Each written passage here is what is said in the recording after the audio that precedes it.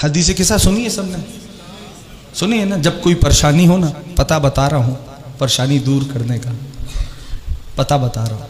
जब कोई परेशानी हो ना तो एक फ़र्ज बिछा के घर में 2 रकत नमाज पढ़ना, ठीक, बिन्त मोहम्मद को हदिया करना, और सब घर वालों को बैठाकर हदीस किस्सा की तिलावत करना, और जो हाजत हो इनके वसीले से मांग लेना।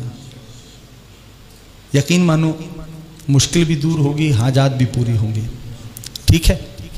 हदीस किस्सा में शहजादी आलमियान फरमाती हैं कि जब या हुसैन इब्न अली लफ्ज़ है, अब मैं बात आ गई तो करता हूँ, फलम्मक तमल न जमीअन तहतल किसा, ठीक। एक लफ्ज़ है कमाल, एक लफ्ज़ है इक्तिमाल। इक्तिमाल का लफ्ज़ हदीस किस्सा में इस्तेमाल हुआ। कमाल कहते हैं जब नाकिस और नाकिस मिले तो बनता है कमाल। इक्तिमाल कहते हैं जब कामिल और कामिल मिले, बाब इफ्तिआल से है ये। इक्तिमाल कहते हैं जब कामिल और कामिल मिले तो इक्तिमाल बनता है। फलम मक्तमल न जमी अंतहतल के साथ, जब हम सारे चादर में जमा हो गए, हाँ, अल्लाह अकबर। तो अब ये तो याद है ना, सरकार जिब्रील ने पूछा था, या रब्बे वमन तहत हादल के साथ, ए पालने वाले ये चादर के नीचे कौन है? जहन में है सबके, ये पालने वाले ये चादर के नीचे कौन है? तो इस बात को भी मेरे जवान अहबाब याद रखें और महफूज भी रखें कि हर बार सवाल लाइल्मी की बुनियाद पे नहीं होता।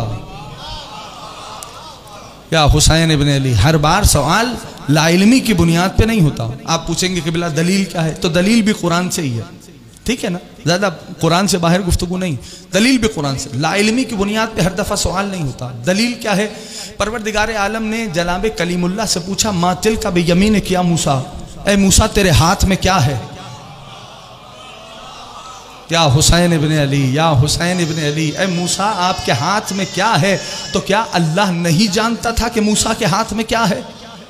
तो इससे पता चला कि हर बार सवाल लाइल्मी की बुनियाद पे नहीं होता। तो पालने वाले ने जैसे ही पूछा कि ए मूसा आपके हाथ में क्या है, तो जनाब मूसा कहने के, पालने वाले ये मेरा असा है, मैं इससे अपनी दुम्बियों को हकाता हूँ। जब कभी धूप बढ़ जाती है तो ज़मीन पे गाड़ के इसके ऊपर खेमा लगा के इसमें आराम करता हूँ। तो मूसा को चूंकि असा से बहुत मोहब्बत थी, कुछ कह रहा हूँ, तो मूसा ने पूरी डिटेल असे की बयान करना शुरू कर दी कि मैं इससे ये काम करता हूँ। जबकि खालिक ने तो पूछा था कि ये क्या है। या हुसैन इब्न अली, मौला हुसैन सलामत व आबाद रखें। अहसन तुम गरीब ज़हरा, आप सबको अपने रोज़े पे हाजिरी का शरफ अता फरमाए। मेरे दोस्तों, तो अब बात वाज़े हो गई सबको। तो हर बार सवाल लाइल्मी की बुनियाद पे नहीं होता, चूंकि खालिक जानते हैं कि मूसा को असा से मोहब्बत है। मूसा ने असा के फ़ज़ाइल बयान करना शुरू कर दिए कि मैं ये काम इससे लेता हूँ, ये मेरा असा है, इससे मैं कभी सहारा लेके चलता हूँ, कभी दुम्बियों को हकाता हूँ, धूप हो जाती है तो असे को गाड़ के खेमा बना के उसके साए में आराम करता हूँ। तो बस जिब्रील भी जानते थे कि जो आज चादर के नीचे जमा हुए हैं ये अल्लाह के महबूब हैं, ये अल्लाह के महबूब हैं, ये अल्लाह के महबूब हैं। इसलिए आज अल्लाह से इनकी ज़बान से, अल्लाह की ज़ुबान से इनके फ़ज़ाइल सुने जाएँ। तो खालिक ने कैसे तारुफ़ कराया, हुम फ़ातिमतो व अबूहा व बालुहा व बनूहा। ये भी बात आ गई, मौजू हदीस किस्सा नहीं है, कभी फुर्सत मिली तो इस हदीस पे भी बात करूँगा, इसी हमसे ने मौला ने अगर तौफीक दी। लेकिन इस बात को याद रखिए, हदीस किस्सा बहुत कीमती है। क्या तारुफ़ हो रहा है आसमान पर, हुम फ़ातिमतो व अबूहा व बालुहा व बनूहा। ये फ़ातिमा हैं, ये उनके बाबा हैं, ये उनके शौहर हैं, ये उनके बेटे हैं। यानी खालिक ने ये फिक्रा फरमा करके हुम फातिमतो व अबूहा व बालुहा व बनूहा, ये कहकर दमाने वालों को ये बतला दिया कि ये नहीं देखा जाएगा मेरी बारगाह में कि मोहम्मद का रिश्तेदार कौन है, देखा यह जाएगा कि फातिमा का रिश्तेदार कौन है।